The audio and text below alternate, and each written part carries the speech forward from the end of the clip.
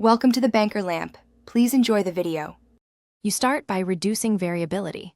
Plug the Xbox Series X into a wired Ethernet port or a clean 5 GHz Wi-Fi 6 network.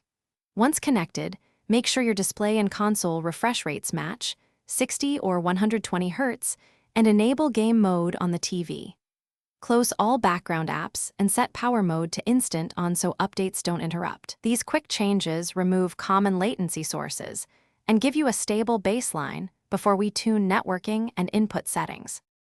Now you focus on the network.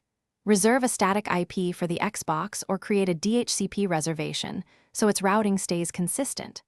Once done, enable UPnP or open the essential UDP ports to avoid traversal delays, and configure CoS to prioritize gaming packets over bulk transfers.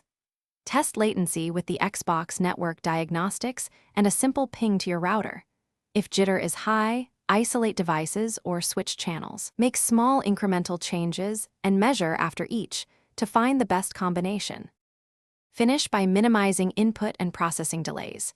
Connect the controller with USB or use a certified low-latency wireless mode and enable dynamic latency input on the console.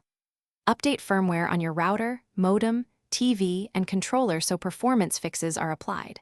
Once done, run a final latency test in the same environment and lock settings. If you still see spikes, power cycle the modem and router. Try an alternate DNS or contact your ISP. A flaky upstream link often causes persistent high ping. Thanks for watching. If this was helpful, leave a like and consider subscribing. See you next time.